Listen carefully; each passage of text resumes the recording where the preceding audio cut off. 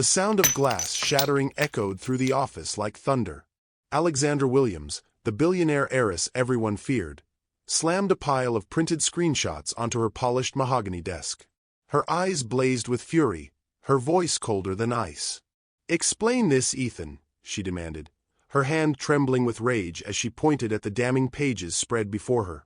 Ethan Okoro stood frozen, his breath caught in his chest.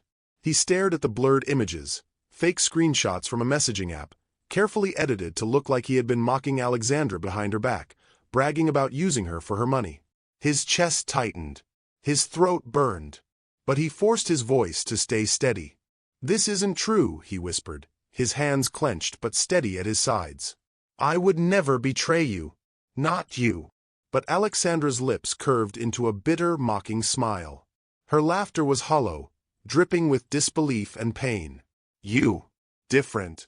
Don't fool me, Ethan. Everyone has excuses, and you're no better than the rest. I let you close, and this is what you were hiding all along." Her words cut deeper than any knife. Ethan had endured poverty, humiliation, endless hardship, but never had his honesty been questioned like this. Not by her. Slowly, he reached into his pocket, pulled out a folded letter, and laid it on her desk. "My resignation," he said quietly, his voice breaking but dignified. "I thought you saw me as a man of integrity, Alexandra. But all you see is a liar. Goodbye."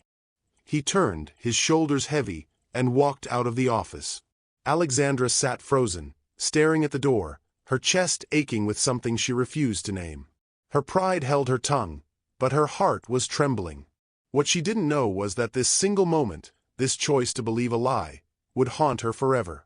But how did things ever reach this breaking point? To understand this storm of betrayal and heartbreak, we must go back to where it all began. Before then, do not forget to subscribe to African Tales by Amani. In a crowded neighborhood on the edge of the city, a young man in his late 20s hurried along a dusty street carrying a bag of groceries. His name was Ethan Okoro. His shirt was worn but clean, his shoes scuffed from endless work. He wasn't just carrying food, he was carrying the weight of his family's survival. Ethan once dreamed of finishing college and becoming an engineer. But when his father fell gravely ill and the hospital demanded payment, dreams were replaced with responsibility. His younger brother, Daniel, still needed school fees.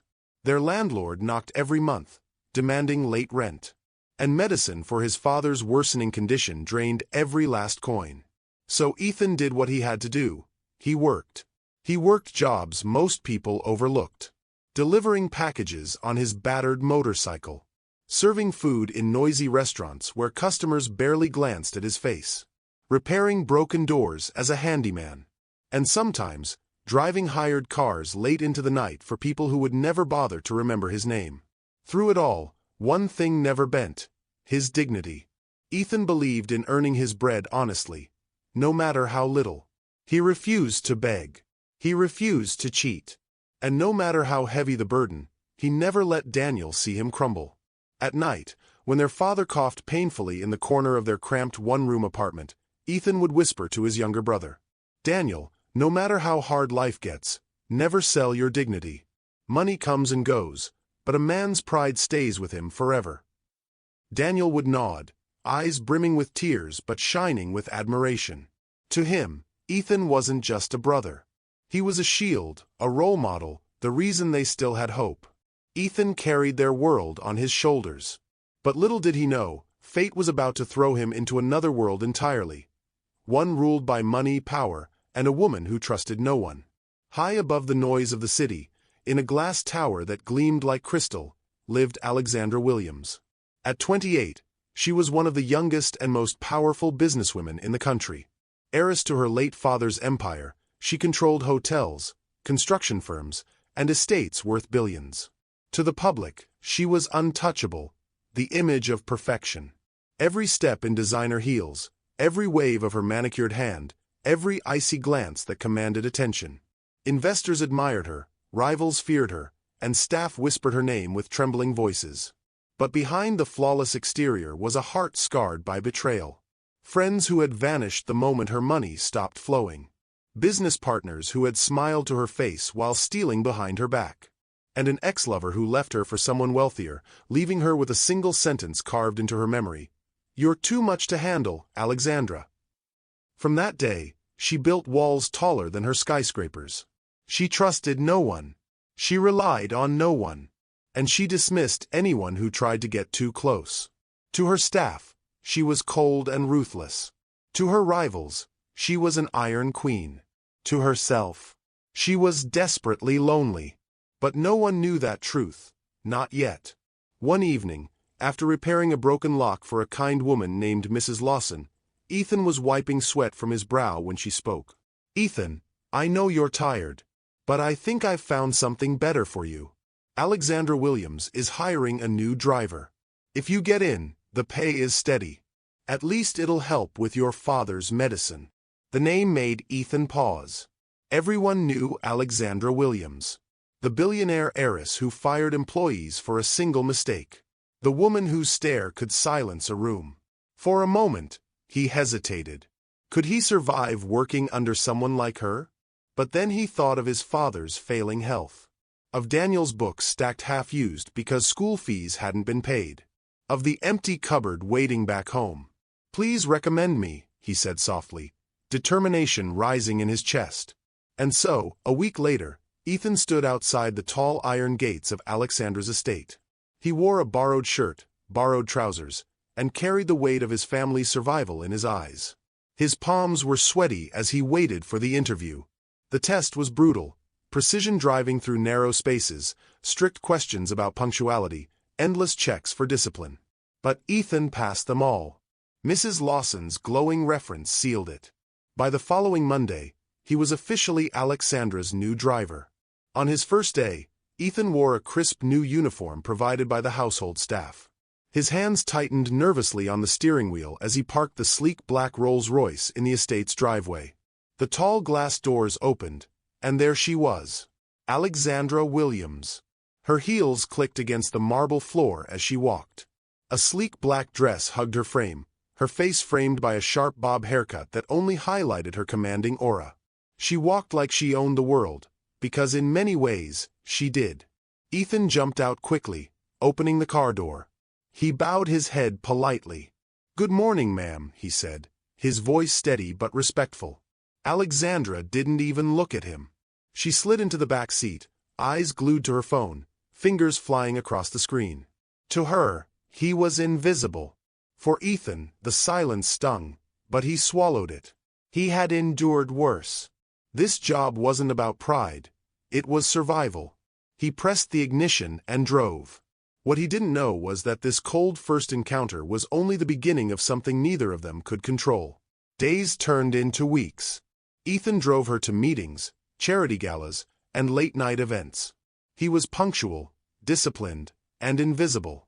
Alexandra never softened. She never spared him more than a curt nod. The humiliation came at a grand corporate party. The hall glittered with chandeliers. Music floated in the air. The city's richest men and women filled the space with laughter. Ethan stood discreetly by the entrance, ready to bring the car around when the night was over. But then it happened. Alexandra signaled for her car. Ethan, delayed by the heavy crowd, reached a few moments late. "Unbelievable," she snapped, loud enough for guests to hear. "Even the simplest task, and you fail? Is it that hard to bring a car when I call?" Laughter rippled among her wealthy friends. Ethan's face burned, but he said nothing. He bowed his head, whispered, "I'm sorry, ma'am," and hurried out to fetch the car. The laughter followed him into the night, echoing like chains around his pride. Later that evening, long after the party ended, Ethan parked the car quietly in the garage. As he walked down the servants' corridor, Alexandra happened to pass by and paused. She overheard his voice through a half-open door. He was speaking softly on the phone to Daniel. "Daniel, I don't care what anyone says about me. Don't ever trade your dignity, no matter how desperate life gets. One day, we'll be fine. I promise you." Alexandra froze. His words struck her like lightning. Here was a man who had just been humiliated, laughed at, treated like dirt, and yet his pride remained unbroken. His strength was not in money or power, but in dignity. For the first time, something flickered inside Alexandra's cold heart. Curiosity, respect, maybe even admiration. She didn't know it yet, but the seed of something greater had just been planted. The morning sun burned across the city's glass towers, a hard white glare that made the streets look sharper, meaner. Ethan stood by the Rolls-Royce the way he always did, hands folded, posture straight, eyes calm even when his chest wasn't. The party humiliation still sat in him like a bruise. He'd slept little. It didn't matter. The car had to be spotless, the route had to be memorized, the timing had to be perfect.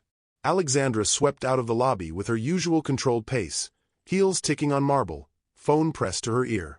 She didn't look up when Ethan opened the door. She didn't need to. People always opened doors for Alexandra Williams.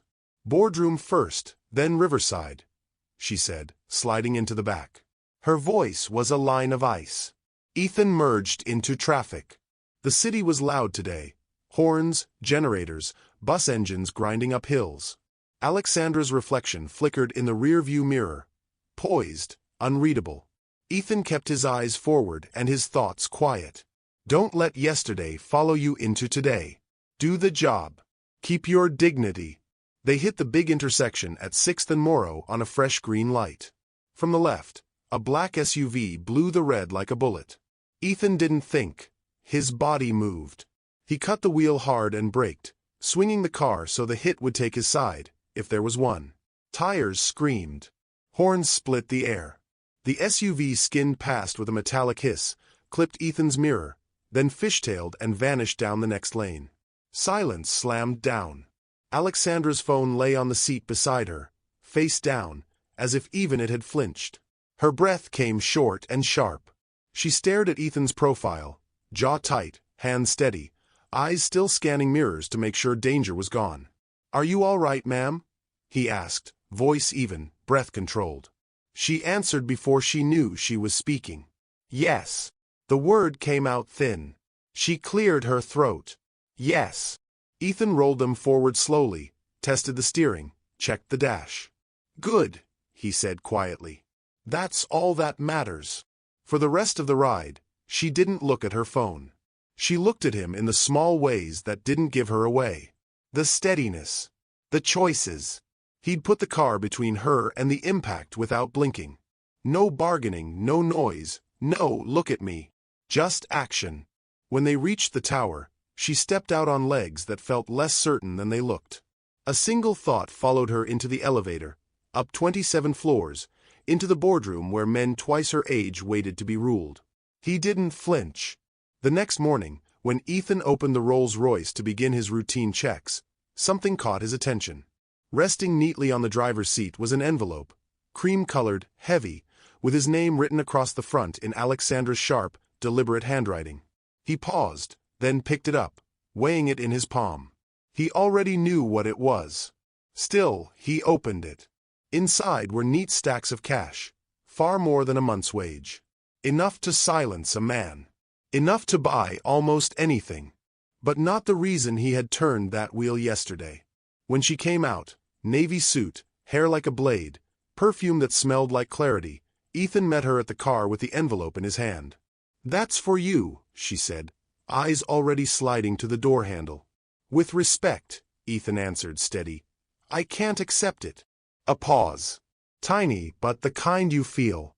She looked at him properly, perhaps for the first time that day. "Can't," she repeated. "Not a question. A test." "I didn't turn the wheel for money," he said. "I did it because it was right. Pay me my wages for my work. But don't pay me for my dignity." The morning carried little sounds, the garden sprinklers, a guard's radio crackle. Alexandra felt each sound more clearly than she should. People begged her for money every day. They made soft speeches and hard promises. They smiled with hungry eyes. Gratitude in her world often came with a price tag hidden under the bow. This man had just pushed the bow back across the table. Finally, she extended her hand. Without hesitation, Ethan placed the envelope gently back into her palm. Then he opened her door. "Come." Unshaken. Unbought. And for reasons she couldn't explain, that unsettled her more than anything else. She told herself it was nothing. Curiosity is not the same as care. But curiosity has a way of becoming something else when you feed it. She began to notice things. He arrived 15 minutes early every morning, not 5. He wiped the driver's side with a soft cloth even when no one was looking. He checked tire pressure by feel and by sound, the way people do when they learn machines before they learn money. He greeted the guards by name, without theatrics, and they straightened without knowing why.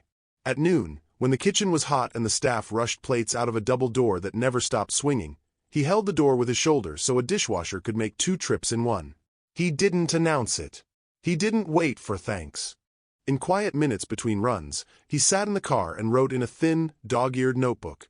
Numbers, small diagrams of load and angle and stress. Engineering ghosts.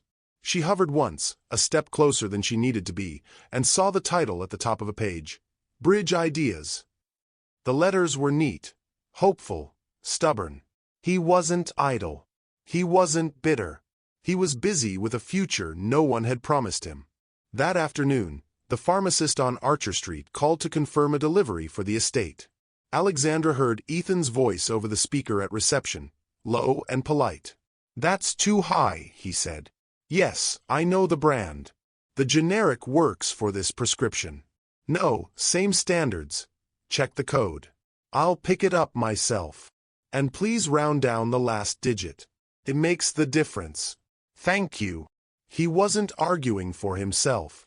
He was bargaining the way poor people learn to. Soft, exact, relentless. The invoice came across her desk with a handwritten note from the steward. Saved 18,500 Nigerian nairas. Driver discussed meds. She put the paper in the out tray and kept the knowledge close. "Why do you care?" she asked herself. "You don't." Except she did, and the admission landed like a hairline crack in glass. Tiny, invisible to others, critical to the integrity of the pain.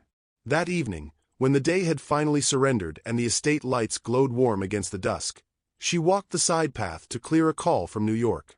The voices on the line, partners, polite predators, blurred. She ended the call and cut through the servants' wing to avoid the main hall. Ethan's voice reached her through a half-open window. "Daniel, listen to me," he was saying, calm but holding something back. "I don't care what they say about where we are now. You're not dropping school. Do you hear me? You stay. I'll handle the rest." She stopped. She could leave. She didn't. Through the thin mesh of the servant's window, his words slowed. "I'm not angry about today," he said softly. "I'm proud of you. You told your teacher the truth. Why the assignment wasn't printed. It would have been easy to lie. We don't lie to make life easier. We stand straight. One day, this all changes. I promise." A muffled voice, young, thin. The sound of a boy trying not to cry. Ethan again, and even steadier. I know. But we are not what people say in their worst moments. You hear me? We are what we decide every day. Keep deciding right." Alexandra leaned her shoulder into the wall, as if the house itself was holding her up. She had heard promises all her life. Promises from men who wanted her name on their deals, from friends who wanted their weekends in her penthouse, from an ex-lover who had promised he was different right up until the morning he wasn't. This promise, across a crackling phone line to a boy no one saw, sounded nothing like those. It sounded like a bridge across a river at flood. She left before the moment could catch her staring. The next day ran long. Investors celebrated a win she'd forced into being, and Alexandra's voice had that edge it got when she'd carried too much for too many hours. When she came down, Ethan held open the back door and then, unexpectedly handed a paper cup in through the gap between seat and pillar. She looked at it. "I didn't order anything." "It's not coffee," he said. "Ginger and lemon. Helps with long days." "From where?" "The kitchen. I asked the chef. No sugar, if you want it." No salesman's smile. No angle. If she took it, she took it. If she didn't, it would be fine. She didn't drink things other people made, not without checking, not anymore. She stared at the steam twisting in the cool air and felt ridiculous. She took the cup. It was sharp and clean on her tongue, the kind of heat that clears what noise cannot. The car hummed. The city rolled. For a long stretch of road there was nothing to say, and yet the silence wasn't empty. It felt like a table that had finally been cleared. At the next light, she spoke to the window, not the mirror. Do you ever wonder why people become hard? A lesser man would have fumbled up flattery. Ethan didn't. I think people become what protected them last time, he said. Even if it's hurting them now. Her mouth tilted at the corner. Not a smile. Not yet. You talk like a pastor. No, he said, the smallest thread of humor in it. Like someone who's seen a few storms. She almost asked which storms. Almost said, mine had names. Instead, she said nothing, and the car rolled on. That night she couldn't sleep. The city lights mapped themselves on her ceiling in gold squares. She poured wine and didn't drink it. She sat at the window and watched planes lift off from the far airport like silver fish cutting through black water. Friends who had gone quiet after withdrawals. Partners who had smiled from one side while stealing from the other. Headlines that had painted her ruthless when she'd only been precise. And the man who had sworn he loved her until a richer woman walked into the room. You're too much to handle, Alexandra. All you have is your money. She had believed him long enough to make it true. Not anymore, she told herself. But the old sentence still clung like smoke. In the morning she looked perfect. Pain teaches you how to apply eyeliner like armor. The meeting stack was high. The calls were stacked higher. In the back seat, the city slid by and she let it. Toward the end of the day, when the sky tilted toward evening, her voice spoke before her pride could stop it.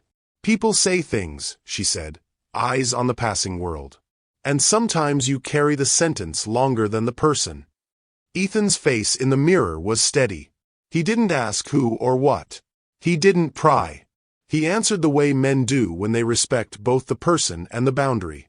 Some sentences don't belong to us, he said. We can put them down. She let breath out slowly. That sounds easy. It isn't, he said. But it's worth more than the other way. The car slowed at a red. A boy on the median balanced cold bottles on his palm and tried to smile wide enough to sell hunger. Alexandra looked away first. The estate was quieter than usual when they returned. A heavy-duty generator droned low. The sky had moved from orange to a blue that felt like a held breath. She didn't get out immediately. She looked at the back of his headrest as if it might say what she couldn't. About the envelope, she said, and the words felt like crossing a line she drew herself. I don't like owing anyone. You don't, he said. Not for that. I wasn't paying you off, she added, and hated how defensive it sounded. I didn't think you were, he said. They let the sentences sit there, separate but companionable, like two people on a bench not touching shoulders. Thank you, she said, so soft she wasn't sure if he heard it, but he did. You're welcome. She stepped out of the car and the night took her. On the steps, under the yellow wash of a porch light, she stood very still and realized something she would tell no one. She was no longer the only person thinking about the near collision when the city got quiet. People had studied her all her life. Journalists, rivals, men who wanted a piece of her legend. She had never been the student. It didn't suit her pride, and it didn't suit her schedule. And yet now she found herself between calendar invites, tracking the small data points of a driver's life. He repaired the loose hinge on the staff exit door with a borrowed screwdriver and a patience that suggested practice. He showed the young guard how to time the gate latch so it wouldn't slam on deliveries. He kept a spare pen in the glove box and somehow always knew when she was about to ask for one. Once, when rain started without warning and the valet canopy hadn't been dragged out yet, he shrugged out of his jacket and held it so she wouldn't take the full force of the first open sky. She didn't say thank you. She didn't have to. The thanks lived in the way she didn't snap at anyone for the next 2 hours. She noticed his shoes, cleaned by hand, not polished at a shop. She noticed he ate quickly and alone, then took his plate back to the kitchen with the kind of care that says, I was raised to leave places better than I found them. She noticed he listened more than he spoke, and that when he did speak, people stopped fidgeting. If she had been unkind, She would have called it fascination. The truth was smaller and harder, respect leaning toward something that made her nervous. The invitation to say more came on a road no one remembers, one of those city arteries lined with broken billboards and new banks. Traffic had clenched into a long, patient animal. The car idled. Somewhere far off, a siren threaded through the heat. "Do you believe people can change?" she said. He watched the brake lights pulse ahead. "I think people can decide again. And if they've decided wrong for years, then deciding right will feel like swimming against a river," he said.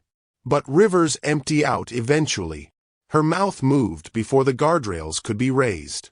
"He said I was too much to handle," she murmured, almost laughing at herself. "Imagine that. Me." He didn't look at her. He didn't joke. He was wrong. Was he? She watched a hawker weave between lanes with packets of plantain chips. "What if I believed him?" "Then you've carried a stranger's sentence long enough," he said. "It's heavy. Put it down." The light changed. The car moved.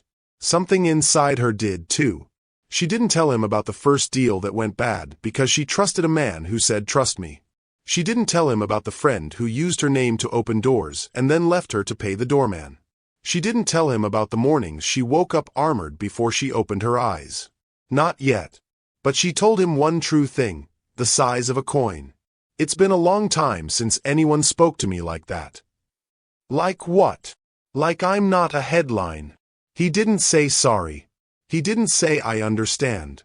He said the only thing that didn't make her feel small. "You're not."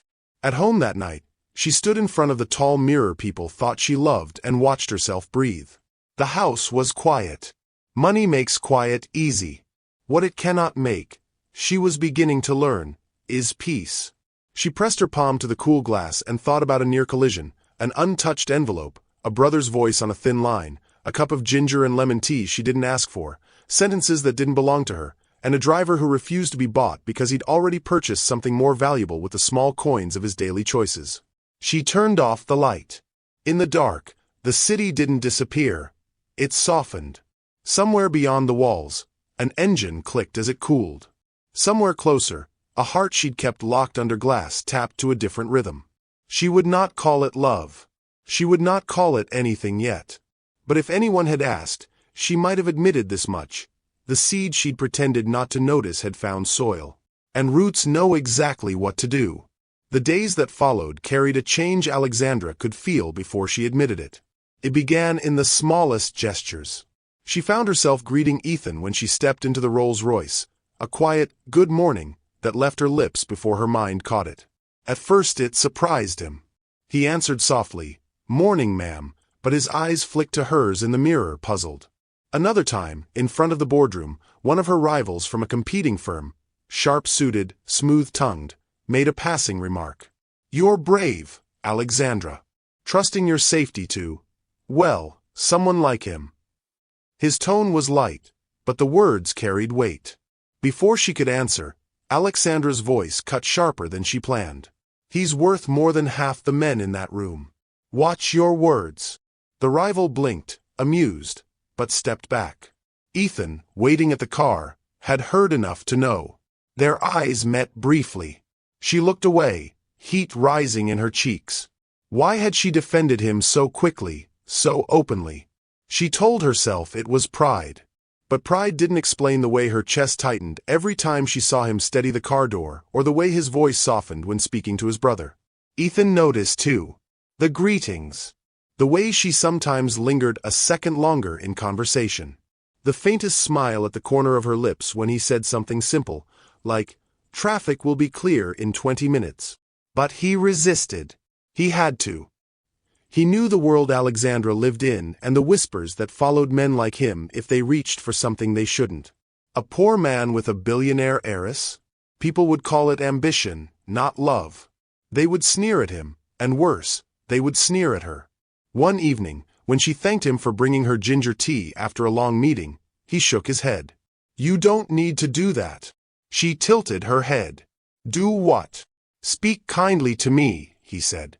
"It makes people think I want something I don't." She blinked, caught off guard.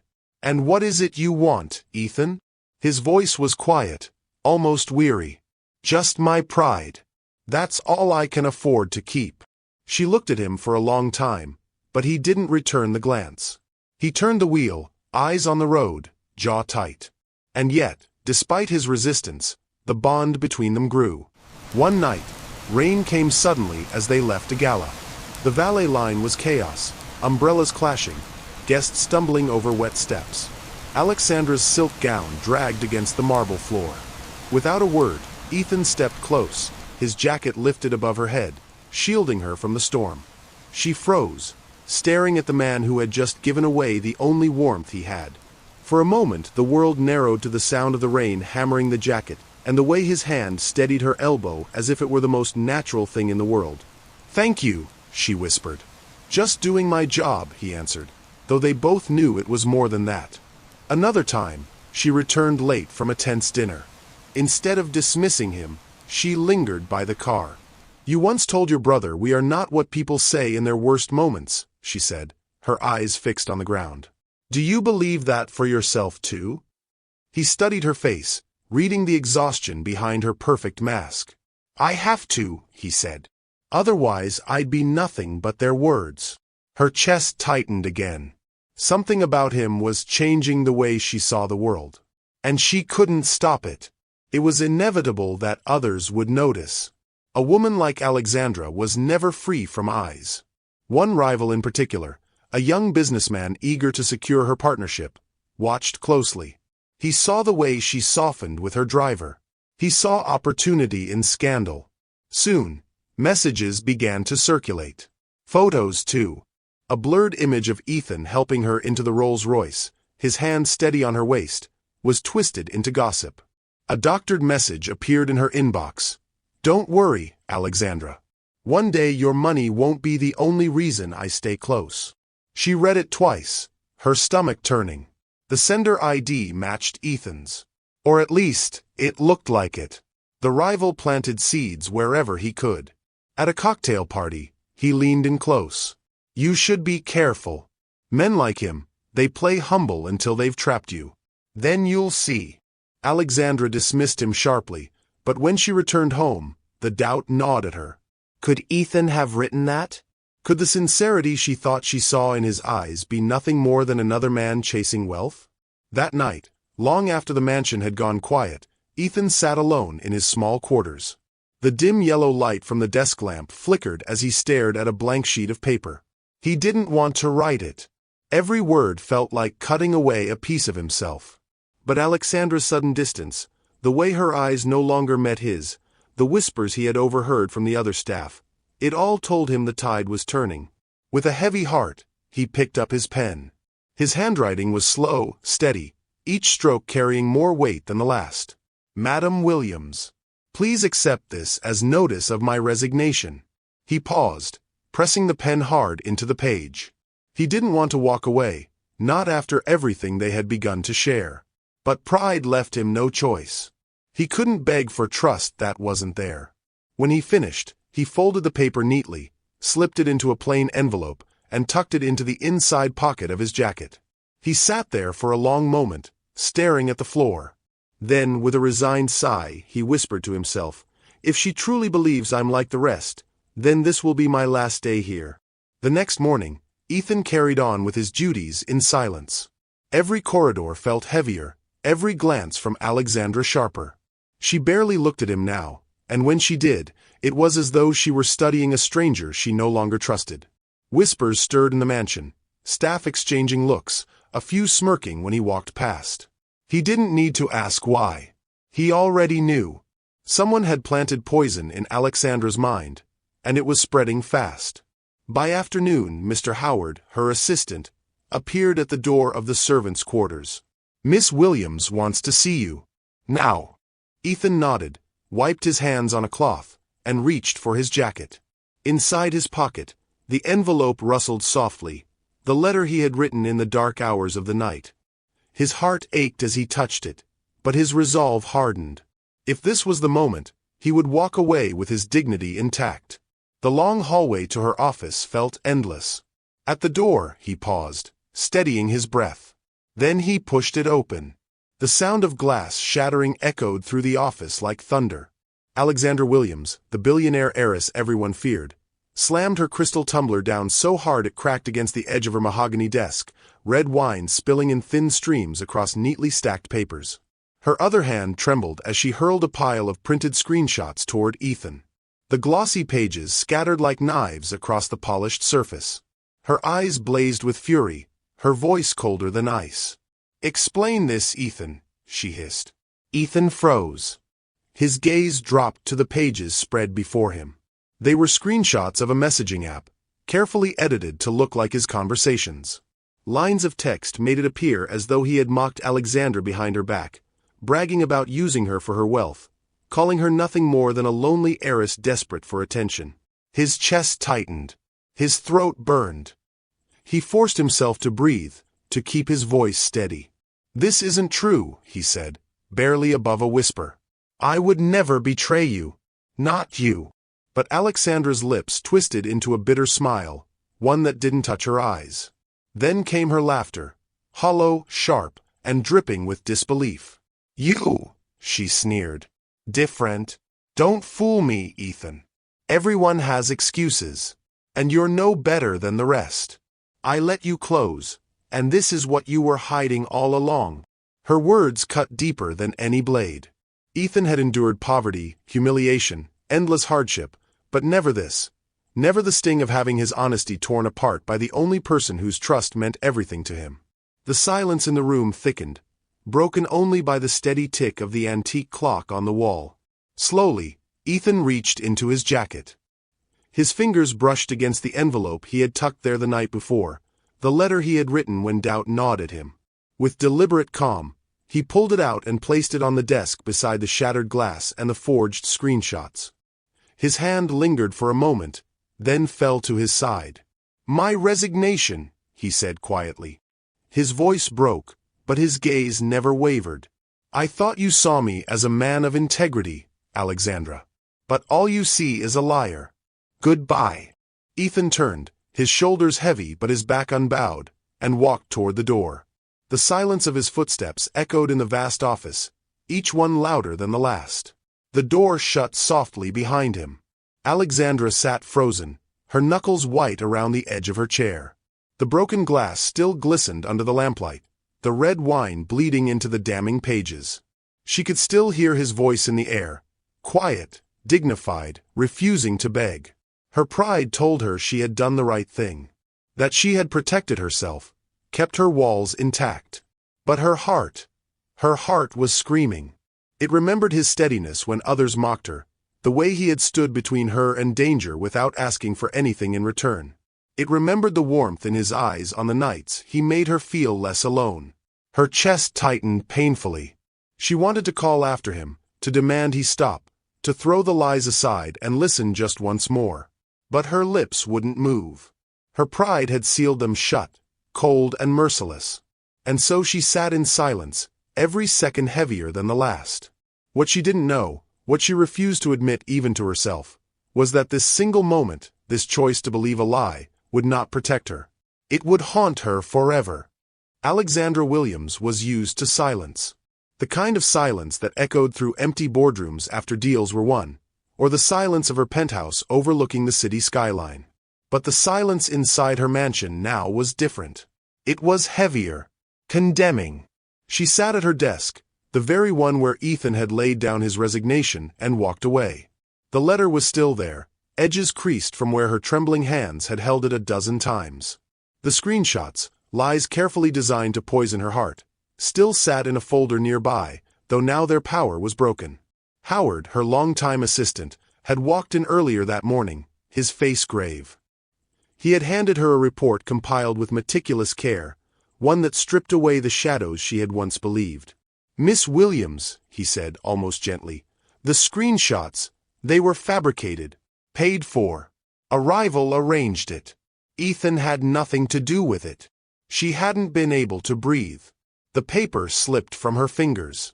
Her mind replayed the confrontation, the look in Ethan's eyes as he said, "I thought you saw me as a man of integrity, but all you see is a liar. Goodbye." She had broken him. Not because he was guilty, but because she had been too proud to believe otherwise. For hours she sat in her office, unmoving, staring at nothing. The weight of her choices pressed like iron on her chest. For the first time in her life, Alexandra Williams wished she wasn't rich, wasn't powerful, wasn't feared. She wished she were just a woman who could run to him, fall at his feet, and beg him to forgive her. Tears, hot, unfamiliar tears, slid down her cheeks. She didn't wipe them away. "Pride," she whispered bitterly.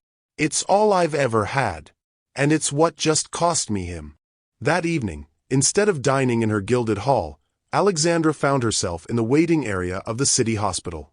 The fluorescent lights buzzed faintly, and the air smelled of antiseptic. She wore no jewels, no designer dress, only a plain blouse and slacks. She had discovered where Ethan had gone. His father was gravely ill, admitted after weeks of declining health. And Ethan, despite everything, was by his father's bedside, fighting yet another battle life had thrown his way. Her heels clicked softly against the linoleum as she approached the ward. Through the small glass window in the door, she saw him.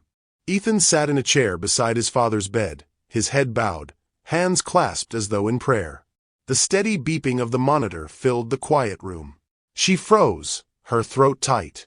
For once, she had no script, no rehearsed line, no shield of arrogance. Only truth. When the door creaked open, Ethan lifted his head. His eyes widened at the sight of her, then narrowed, wary, cold. "What are you doing here?" His voice was low, flat, edged with exhaustion. Alexandra stepped inside slowly, her hands trembling. "Ethan." He stood, blocking her view of his father as though to shield the old man from her presence. "Haven't you done enough?" The words cut, but she nodded, accepting them. "Yes, I have done enough. Enough damage. Enough hurting. That's why I'm here, to tell you I was wrong." He laughed bitterly, shaking his head. "Now you believe me? After you humiliated me, tore me apart with lies." Her chest ached. "I let my pride blind me. I was afraid. Afraid of being used, of being weak, of being made a fool. But the truth is, the only fool was me. Because I didn't trust you when you deserved it most." Silence stretched between them. Ethan's jaw was tight, his fists clenched. "Do you know what it felt like," he asked quietly, "to have the one person you hoped would see you for who you are, look at you as though you were nothing?" Tears blurred her vision. She stepped closer, her voice breaking. "Yes, I know. Because I see it every time I close my eyes. Ethan, I don't care about pride, money, or reputation anymore. I care about you. I love you." The words fell from her lips with raw honesty. No games, no disguises. The confession stunned even her. Ethan stared at her, his breath uneven. His heart wanted to believe, but the wound was fresh. "Love," he repeated, his voice trembling. "How can you love me when you couldn't even trust me?" Alexandra's voice cracked as she answered. "Because I was blind. But I will prove it, Ethan. If it takes the rest of my life, I will prove it." For the first time, her pride shattered completely. She fell to her knees in the hospital room, ignoring the curious glances from nurses passing by.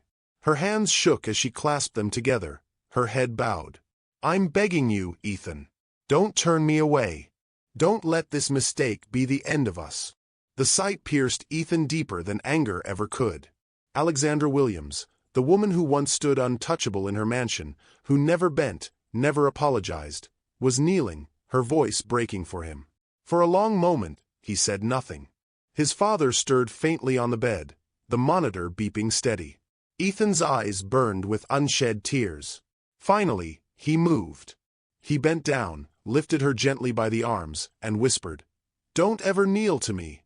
You don't need to." She looked into his eyes, desperate. "Then don't let me lose you." Ethan hesitated, then at last, his defenses fell. He cupped her face in his hands, his thumb brushing away her tears. His own voice cracked as he said the words he had buried for so long. "I love you too, Alexandra. Against every fear, against every doubt. I love you." She broke into sobs, clinging to him as though letting go would undo everything. And he held her, not as a driver, not as an employee, but as a man holding the woman who had finally chosen him over her pride. Weeks later, the hospital ward was behind them. Ethan's father was stable, recovering slowly thanks to treatments Alexandra had quietly arranged, not as charity, but as proof of her devotion. Ethan didn't know at first. When he discovered it, he had stormed into her office, ready to argue. But she had silenced him gently. "It's not pity," she said softly. "It's partnership. You carried everything alone for too long. Let me carry some of it with you." And for the first time, Ethan allowed it. Months passed, and their love deepened not in grand gestures, but in small, steady ways. In shared meals at modest cafes, in walks through the city without guards or chauffeurs, in quiet evenings where laughter replaced arguments. But Alexandra wanted more for Ethan than comfort. She remembered the way his eyes lit up whenever he spoke of engineering, of building things that would last. So, without fanfare, she enrolled him in a prestigious engineering program, covering his fees but telling him only after she had secured his place. When he discovered it, he was speechless. "Alexandra, I can't accept this." She smiled, shaking her head. "You once refused my money because it came without respect. This isn't that. This is me believing in you, investing in you. Not out of guilt, not out of pity, out of love. Let me do this." He studied her eyes, searching for deception, but found only sincerity. And for the first time in years, he let himself dream again. Years later, Ethan was no longer the struggling young man who drove Alexandra's Rolls-Royce. He was a qualified engineer, his knowledge sharp, his vision clear. Alexandra had entrusted him with one of her construction firms, not as a gift, but as a challenge. Together, they grew it into something even larger than either imagined. At board meetings, people still whispered, the billionaire heiress and the once poor driver. But neither of them cared. Because every time Alexandra glanced across the table and saw Ethan speaking with quiet authority, her heart swelled with pride. And every time Ethan caught her eye, he remembered the hospital room where she had finally chosen love over ego. Their story wasn't about a proposal, or rings, or headlines. It was about two broken people who had learned to trust, to forgive, and to love without conditions. True love is not built on wealth or status. It is built on trust, forgiveness, and the courage to let go of pride. Money can open doors, but only honesty and sacrifice can open hearts. So when life tempts you to doubt the people who care for you, pause. Look deeper. Because sometimes, the greatest mistake we make is not in loving, but in refusing to believe love when it's right before us. If this story touched your heart, let us know in the comments. What part moved you the most? And don't forget to like this video, subscribe, and turn on the notification bell so you never miss the next emotional story we share. Share this with someone who needs a reminder that pride should never come before love.